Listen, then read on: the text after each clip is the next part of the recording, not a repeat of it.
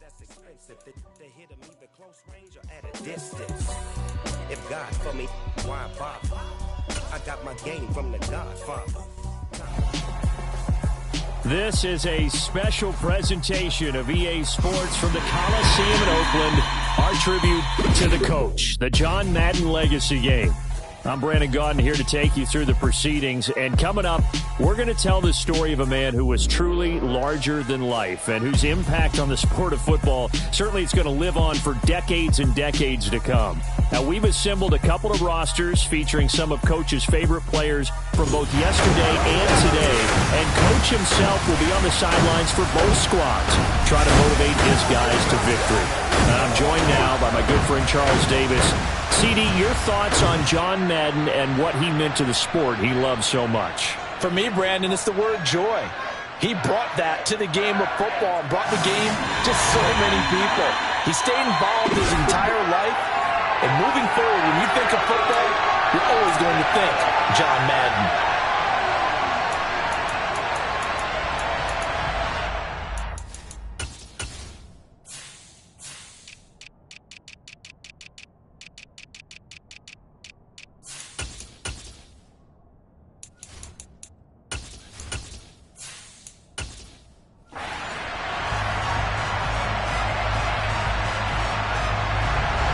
The Coliseum back to its original 70s glory. What a scene in the East Bay, and we're underway in the John Madden Legacy Game. And a nice return sets him up pretty good here right at the 30-yard line. So it's the NFC stars who will get the ball first. And Charles, as we alluded to, we've got a different era of coach on each sideline. So the man coaching this NFC squad, we'll call him Young John Madden. This is a coach who was trying to establish a foothold in the NFL and on the cusp of doing it very successfully. Yeah, you think back to that period, those early days as the coach of the Raiders, the late 60s in the AFL and then in the NFL in the early 70s. Coach was a guy who was ahead of his time. The Raiders were one of the first teams to have mini camps, one of the first to film practice, because he wanted to practice coaching as much as he could. And his teams, they were successful right from the start of his head coaching tenure. So as we mentioned at the top, well, let's take you through the life of John Madden. And, you know, it's very fitting that we're here back in the Bay Area, not just because John's so associated with Raider football, but also because this was where he spent his formative years. Yeah, he grew up over in Daly City with his buddy John Robinson, who would also become an NFL head coach. And he played his high school ball at Jefferson High. Look at this, middle of the field, a breakaway. Touchdown! Randy Moss, 70 yards, and the NFC has taken the early lead. Well, if they didn't get the wake-up call before the game, they got it right now. 2 plays already in the end zone. I think of it in boxing terms because whether it's a big shot with your first one or a probing one, a little bit of a jab, the second one was the payoff. That was the big one that landed. 1-2. End zone. Morton Anderson now for the extra point. His kick is good, and the NFC goes up 7-0. Pretty clean and simple there. Just 2 plays. The long pass resulting in the touchdown on play number 2.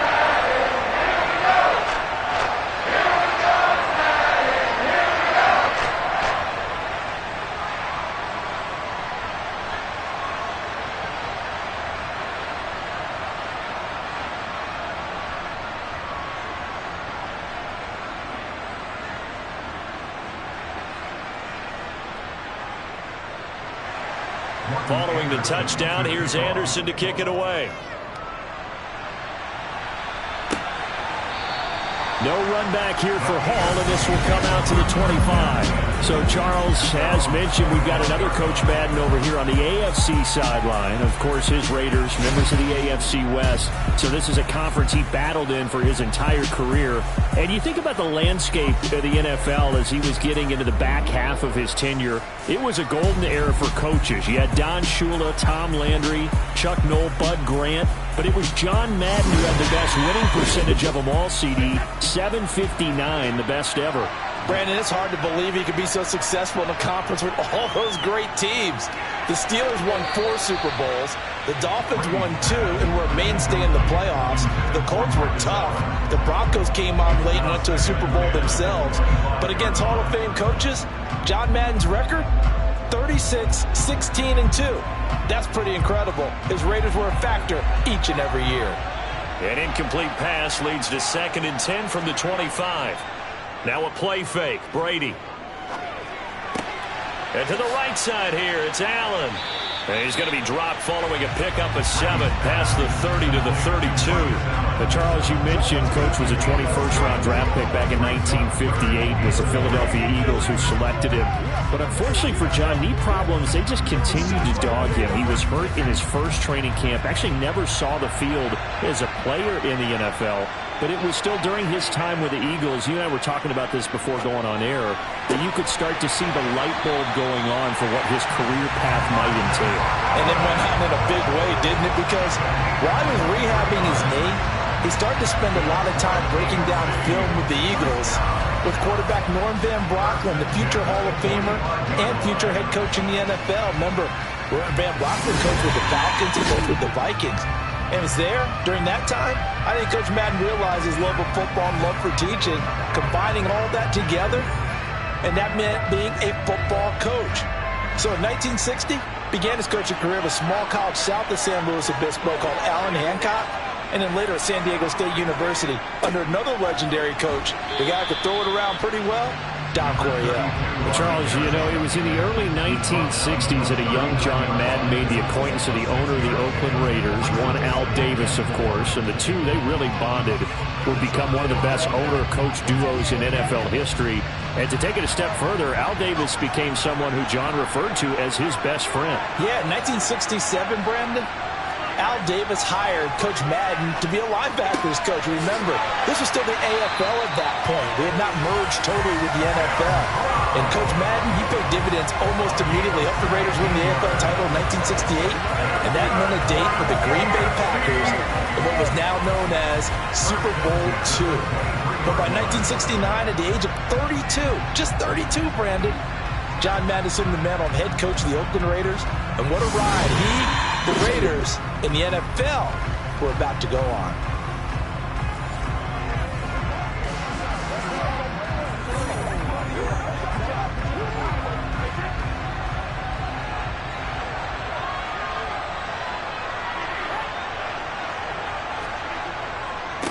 First carry for the Hall of Famer. It's the boss, Jerome Bettis. Charles, you talked about John Madden and the Raiders going on a ride. Well, try these numbers on for size. In 10 seasons as a head coach, the Raiders won their division 7 times. They finished second the other 3 times, and he became the youngest coach to amass 100 career regular season victories and is still, to this day, the franchise leader in wins. And when you think about it, that's where that rivalry with Kansas City really took root, as did the expression commitment to excellence. And boy, is it personified by the players who played for Coach Madden. That's about Keith Stable, wide receiver Cliff Branch, wide receiver Fred Biletnikoff, tight end Dave Casper, to name a few. How about this great lineman he had? Center Jim Otto, guard Gene Upshaw, tackle Art Shell, all of them in the Pro Football Hall of Fame. And guys on the defensive side of the ball, the Mad Stork himself, Ted Hendricks, Willie Brown, John Matuzak, Otis Siskro, and Big Ben Davidson. So many great players, so many great memories. They stay on the ground with Allen. And he's going to get about 4 down inside the 10 to the 9. But if you're going to have a relay race, you're probably going to pick your backs and receivers to run it, but don't underestimate the conditioning of the offensive line. They're out there just dictating things, staying on the field, and keeping a long drive going. The run got 4. Now they deal with a 2nd and 6.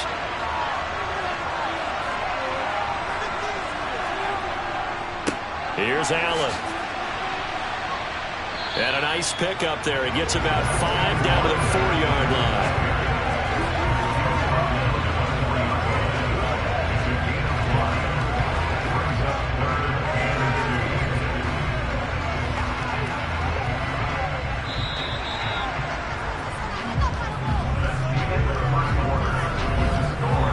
One quarter in the books at the Coliseum. What a day. The NFC Stars with the early lead in the John Madden Legacy game on EA Sports. The AFC with the football here to begin the second quarter, as they've got it with a third down coming up. To throw is Brady. So that'll be no better than an incompletion, and that'll bring up fourth down. Excuse my snarkiness here, but isn't the idea of completing a pass supposed to mean you get downfield and gain yards? Especially on third down. Yeah, that one. How about the defense? Figured that one out in a big way. Yeah, they completed it all right and lost yardage.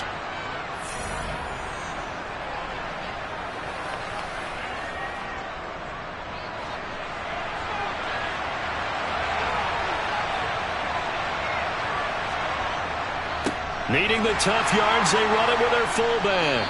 And he's not going to get the first. I don't even think he made it back to the line of scrimmage. They'll get neither the touchdown nor the first down. And as a result, possession switches hands. A chance to get some momentum here in the second quarter, getting their first trip into the red zone, but unable to get it across. And if I'm the head coach, sure, you feel some disappointment, maybe a little bit of deflation there because you didn't get it in, but I'm going straight to rah-rah mode. All right, guys, we didn't get it this time. It's only the second quarter. We'll be back. Let's get it later on. I want to keep this team up. I don't want them to feel like they've let everyone down. Positive. Got to be positive in this situation. It's too early to think that you don't have a chance to win this game.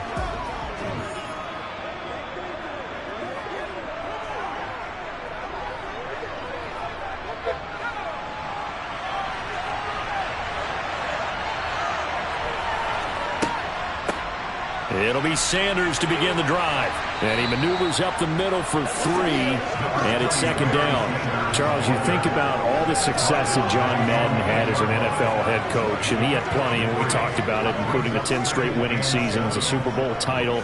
But like any great coach, he also suffered through a few tough losses along the way as well. And Brandon, those tough losses came in high-stakes games because they always had such great success. Think about it this way. 6 times in his 10 years, the Raiders were knocked out near the AFL championship game or the AFC championship game. But might be a divisional round exit. That's the one that bothered him most of all. Three River Stadium, December 1972. Yes, the Immaculate Reception game. Franco Harris grabbing the ball that was deflected. Almost at his shoe tops, he picked it up and took it in for a game-winning score to give the Steelers a 13-7 victory.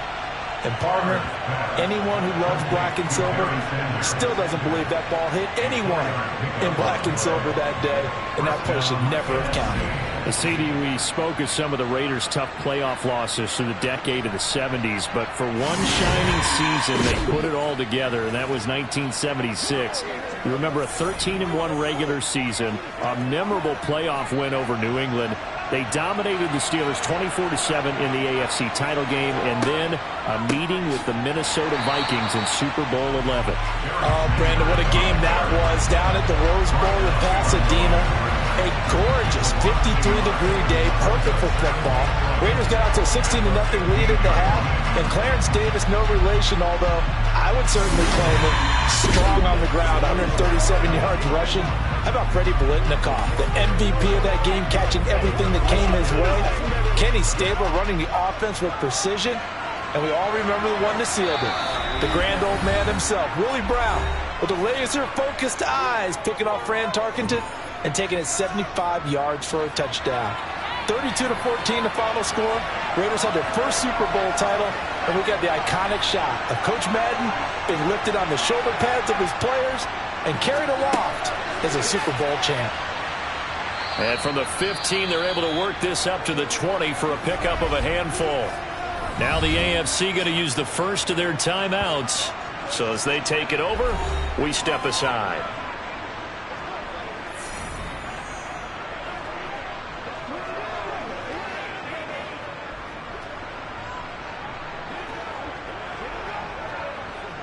And it looks like we've got a dime set here defensively. 6 DBs in the game.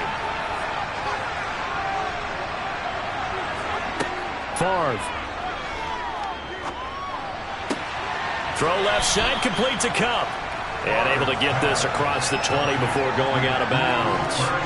Calling a gain of 3 on the play. And that's going to bring up a 4th down. Now that's going to be a tough one to explain when they get together and watch the game film, isn't it? I mean, they had the right call, had the out route.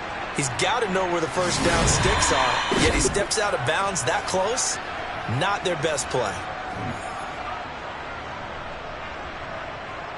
So on 4th down, here's the Australia native Mitch Wishnowsky to punt this one away. Back deep, 2-time Pro Bowler Dante Hall. Fair catch taken just inside the 40-yard line. Now the AFC making their way out, and it's one of Coach's favorites, another local guy, Tom Brady, who will be at the controls. And boy, Coach always admired the way number 12 could run an offense, and especially his ability to stay calm under pressure. Tom Brady is a guy who's always looking downfield. He never looks at the rush. He hangs in the pocket, and he makes a throw.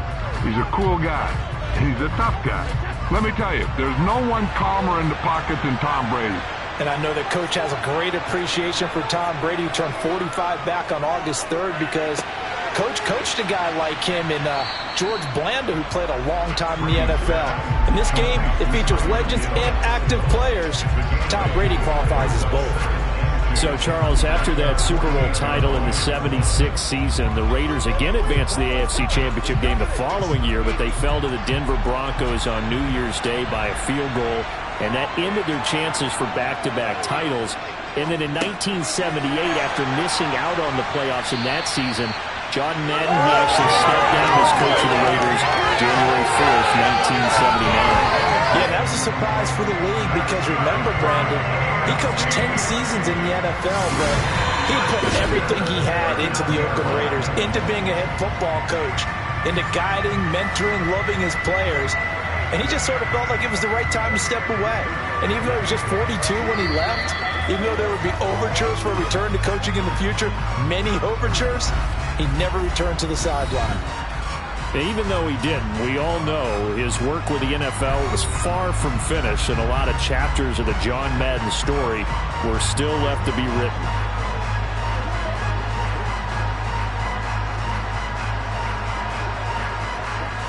Back-to-back good plays have him on the move on 1st down.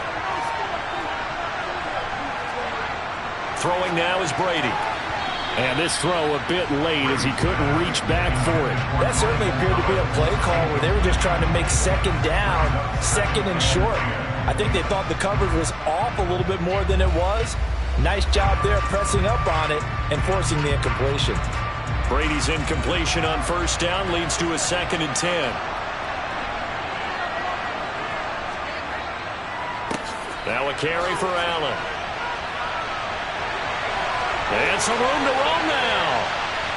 And he will take this in for an AFC touchdown.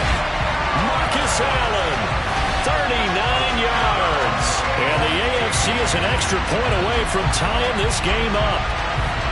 After nearly 30 minutes of football, that touchdown puts us in a position where if they make the extra point, we're right back to even before we start the 2nd half.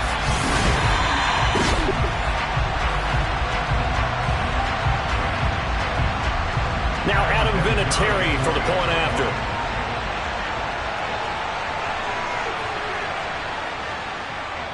It's up and good, and we're tied at 7 here in quarter number 2.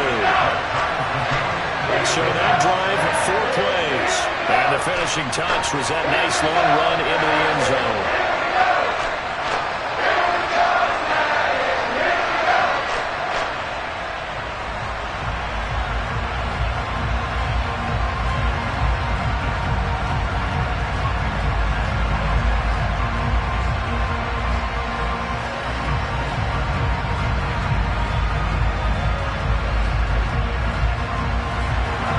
So all even at 7 now as they kick it away. And Hester content to hold on to this one and bring it out to the 25. Now the NFC heading back out. Hall of Famer Randy Moss a part of this offense. And Coach Madden, boy, he always appreciated the ferociousness with which number 84 attacked the football in the air. As Randy Moss says, just chunk it up there, dog, and I'll go get it. And, Coach, boy, did he ever go get it. Over 15,000 receiving yards, 156 touchdowns. And how about this? From his rookie year of 1998 until 2009, those were his prime seasons, right? He led the league in touchdowns 5 times, but even more so, he showed us all how to go up and get it. Great body control. No one's ever done it better playing the ball in the air. Now the NFC going to call the first of their 3 timeouts as they'll stop it with just over 40 seconds to go in the first half.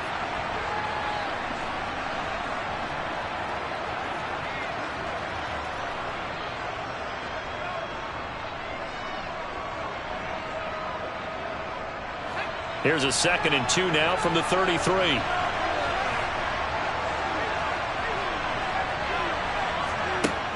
Here's Favre to throw. He gets this into the hands of Kupp once again. Now another timeout called for by the offense as they stop it here with just under 40 ticks to go in this first half.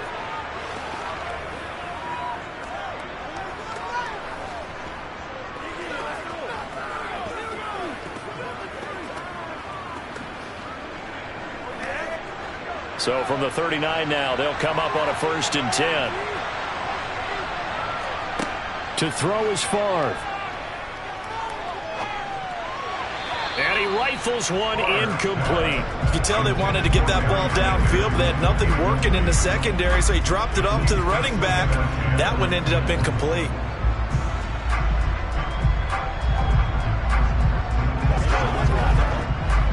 After the incomplete pass, here now is 2nd and 10. Throwing is Favre. Well, the pressure gets home, and the AFC comes up with a sack. Javon Curse in there to get him. It's a loss of 5. Boy, every time I see speed like that off the edge, Charles, I just don't know how these offensive linemen do it. I would think that they would get called for holding every play, and maybe they should have been called for holding on that one.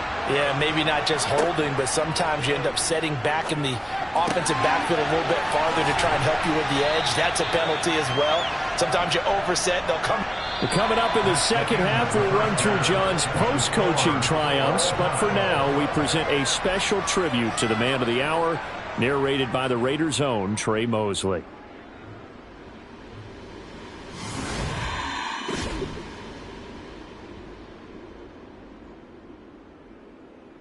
What comes to mind when you hear the name Madden? Is it the coach who led the Raiders to their first Super Bowl victory? Perhaps it's the broadcaster who entertained millions of fans. Or maybe it's the video game known simply by his name. But no matter what comes to mind when you hear the name Madden, everyone thinks of one thing: football. The core of it was football. It's the greatest game in the world. The left goes to the right goes to the left.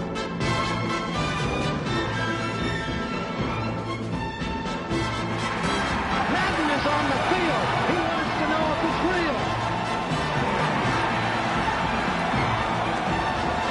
John Madden goes on the shoulders of his players.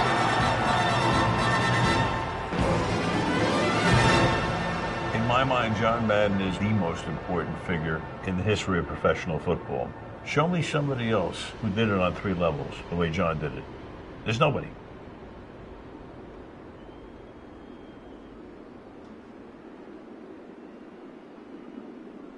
Boy, Charles, yeah, that is really well done. Coach was something else, wasn't he? I'm reminded what Al Davis said when he was inducting coach of the Pro Football Hall of Fame, Brandon.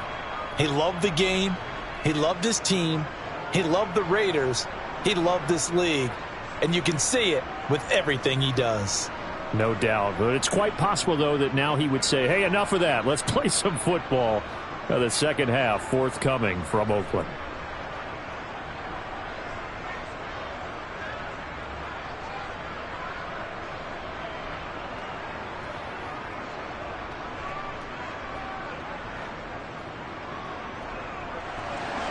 The AFC going to get the football first here as we are back underway from Oakland in the John Madden Legacy game. And Hall not going to bring this one out. Well, the AFC offense heading back out. You know, Charles, Coach really loved to utilize his tight ends in the passing game. You think about Dave Casper, Hall of Famer for those great Raider teams. And I think he saw a lot of Dave Casper in an all-Madden staple of Tony Gonzalez. Tony Gonzalez is the type of tight end I think everyone's looking for. He's a guy that can make some big plays from that tight end position. Let me tell you, you better make sure you have him accounted for on every play. And that's exactly right, because Dave Casper, he could shred defenses down the middle of the field. And that's exactly what Tony Gonzalez did in his entire career. A 14-time Pro Bowl selection. Only Tom Brady has more. There are 6 guys in the 15,000-yard receiving club. He's the only tight end in there. Tony Gonzalez, every snap you had to know where he was because he could make plays short, medium, and long, and often put the ball in the end zone.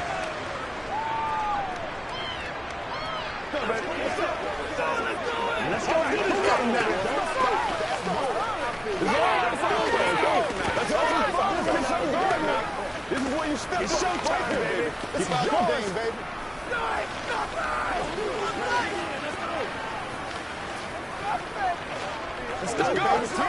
Here's a 2nd and 2 now from the 33.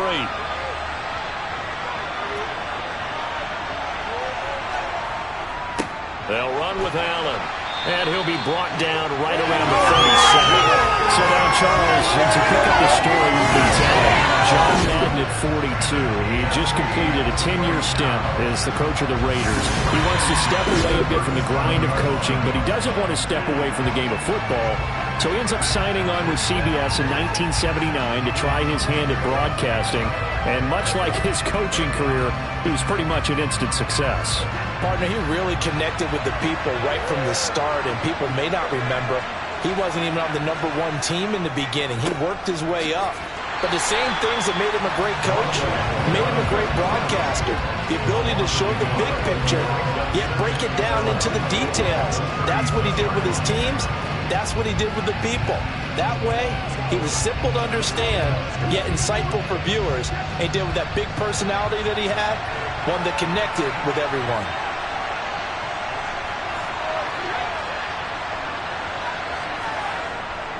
They keep it on the ground. Allen again. And he is swallowed up right at the line of scrimmage. So for Coach Madden, Charles, by 1981, his broadcasting career is really taking off. He's elevated to the network's #1 booth that calls all the big matchups. And he gets the plum assignment of calling Super Bowl 16, 49ers and Bengals, and he's teamed up with Pat Summerall. And that pairing ultimately would go on to be one of the most influential in sports broadcasting history. Influential not just in us listening to them. Remember, they went on and called 8 Super Bowls together. But how they put together kind of the template that all of us broadcasters follow now. Sitting down with the head coaches and the quarterbacks and the stars of each team before a ball game to get extra information. And the way that those two paired together, Pat Summerall, short, concise, to the point, and turned it over to Coach Madden to fill in all the big details.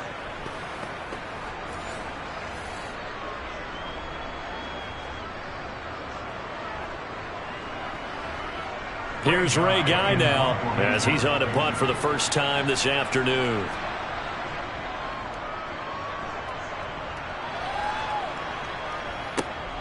Now Sanders. Call it an even 40-yard punt. 7, though, on the return. And that will come the offense as they take over. They start on the ground here. It's Sanders. And able to use his blockers to get this up over the 40. As you mentioned, CD, talking about John Madden, the broadcaster, he called 8 Super Bowls with Pat Summerall, 3 more with Al Michaels later in his career. He spent nearly 3 decades in the booth all told. And not only was he beloved for his mannerisms, we know that, but he was an innovator as well. Yeah, Brandon, you're talking about things like the telestrator, which totally became identified with him. And now it's a staple for all analysts to have in the booth. And then you think about things like turducken on Thanksgiving, when he used words like boom and pow. He helped create the old Madden team. He was a very popular commercial pitch man. And even the Madden Cruiser was unique, and you had to be someone to get a ride on it, too. Now, CD, we did get a little ahead of ourselves talking about John Madden, the broadcaster in the 90s and 2000s. because there was another product during that time period that he became quite famous for, and something that you and I know a little bit about, and that's the video game that bears his name. Originally John Madden Football when it was first released back in the late 1980s, and now known the world over simply as Madden. And Coach saw this originally as a way to teach the game of football. The early designs were for a 7-on-7 game, but he said no chance.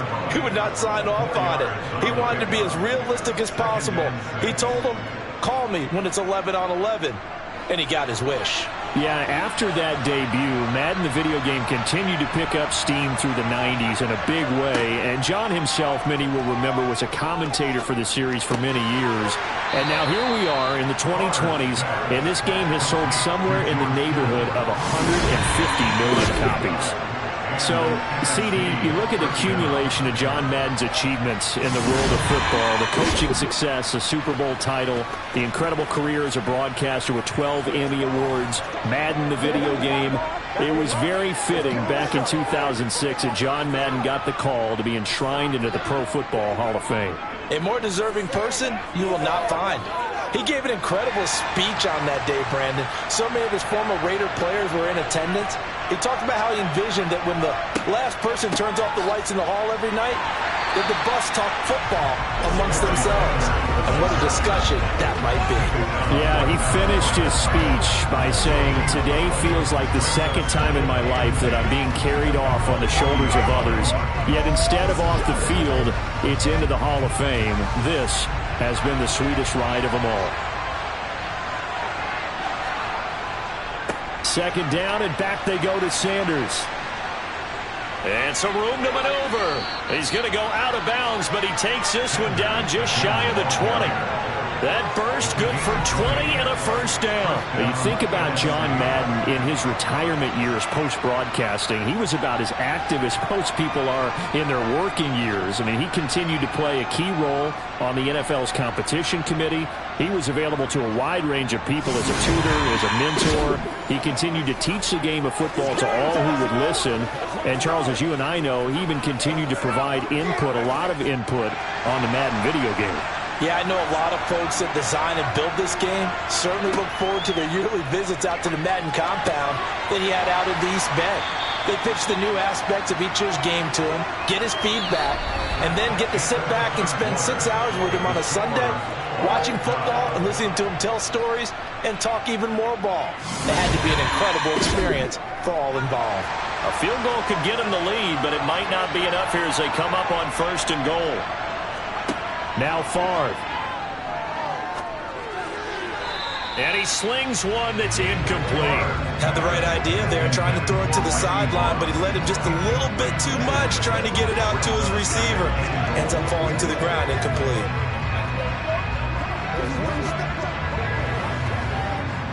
They come up here with another shot from the 6-yard line, and it's 2nd and goal now.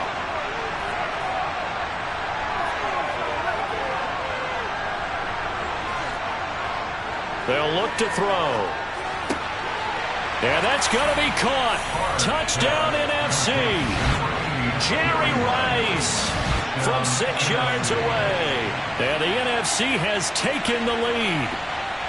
That's why you've got your star out there. Throw the ball to him. They did. That's simply saying we don't care what coverage you put out there. He's so good, we're going there with the football anyway, and there's not a thing you can do about it. Inside the red zone, they go to him. He gets it done. Now to try to add the extra point, the lefty Anderson. And he's got it. It's now a 14-7 ball game. A good drive that time as they go 9 plays in all. And it's finished off by an NFC touchdown.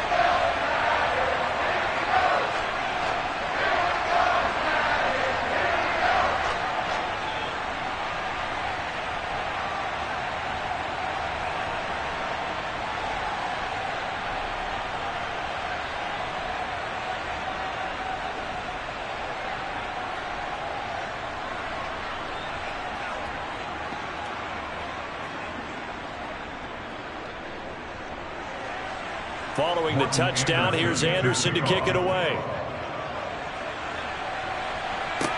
This one taken just inside the 10. And he'll be stopped up at the 25. Holding.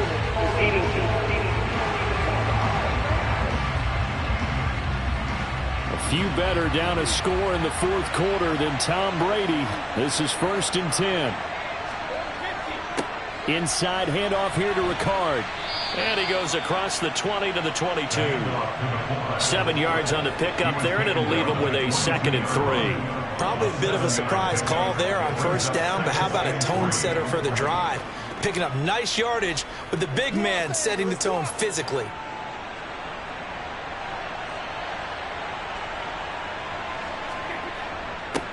Now Allen. And he's going to get this one across the 30-yard line. 76 yards rushing for him now on what was his 10th carry of the ball game. Oh, that's one to warm the hearts of all those old-school football players, isn't it? Tough, hard, gritty run, got behind his pads, bowled over a few people. Look at that one, right up the gut. So up through 3 quarters, no reason to lighten up now. Few better down a score in the fourth quarter than Tom Brady. This is 1st and 10. They're going to look to throw.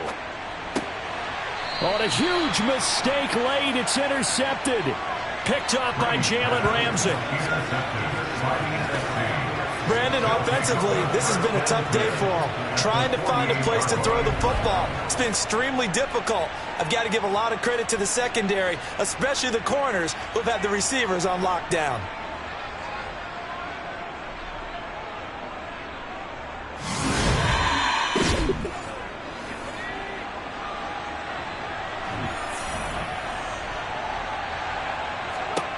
They'll throw on 1st down with Favre. And look at this. They get the turnover they needed. It's intercepted.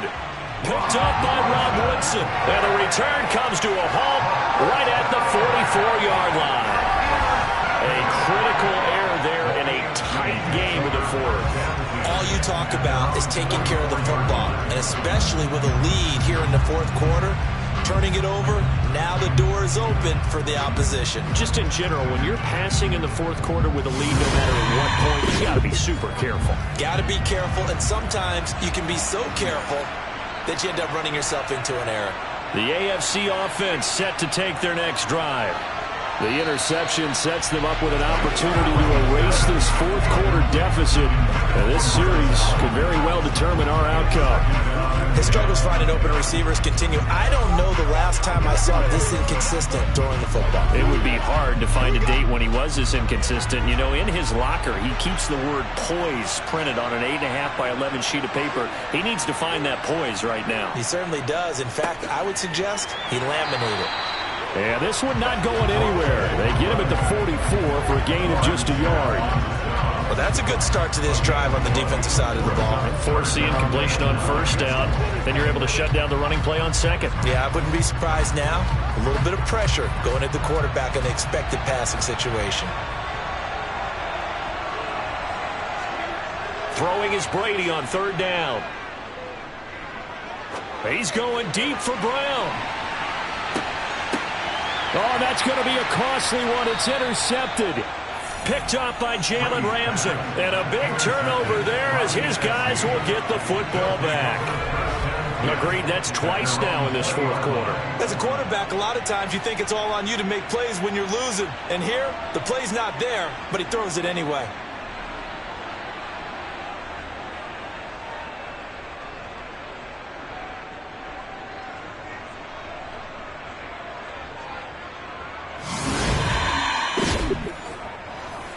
The offense for the NFC ready to get their next drive started. Another important fourth quarter series coming up. That last INT helping to maintain their slim advantage. And a pretty little juke move there on a nice game. 10 yards on the pickup. It's 2nd and inches at the 30-yard line.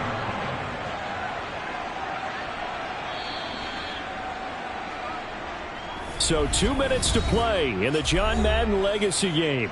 The NFC trying to finish this one off. We're back to Oakland after this. An ideal down and distance to try to finish this thing off. 2nd and inches. Another run with Sanders, and he'll get it up to the 33-yard line. And now we'll see a timeout used on defense as they stop it right out of the break with 1:57 to go in the ballgame.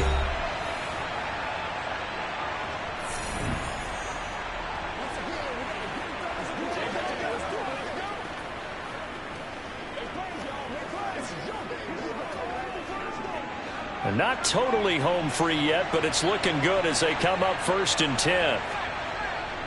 Up the middle they go with Sanders to about the 35, 2nd down. Now the AFC going to take a timeout. It's their second. That'll leave them with just one remaining in this 4th quarter of play. We gotta be big time now. Let's go, baby. This, in all probability, another run here on 2nd and 8. Sanders here as they run out of the gun. And able to get this one across the 45 before he's brought down. Now the defense will burn their 3rd and final timeout. And they'll be disappointed to have to burn one there after giving up the 1st down.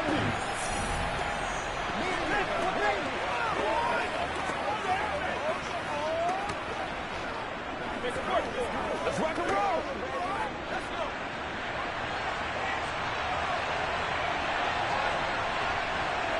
And they will take a knee here.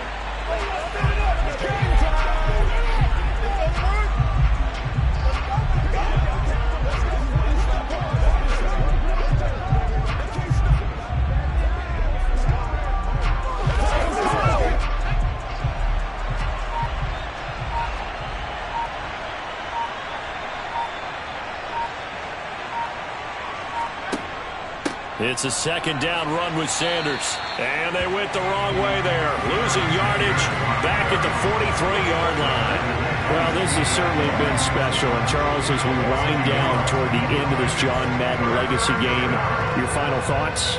Well, let's face it, partner, it's going to be hard to overestimate the impact that he made, not just on the sport of football, but on his family, friends, players, co-workers, and in the lives of millions of Americans who watched him. There will never be another John Madden. I don't know about you, partner, but watching them take the knee there and finish this one off, I think I'm going to be sore tomorrow. This was one bruising affair. Low scoring, but my kind of football. Not a work of art, but maybe in your world, a little bit of a work of art. You like the defensive side. I thought it was pretty. I can't help myself. I thought it was pretty. And it ends in a kneel down as the clock rolls down to zeros. So it's a win here for the NFC. Just an incredible afternoon of football and remembering the life of John Madden. And before we go, one final message. And for all of us at EA Sports, this one's for you, Coach.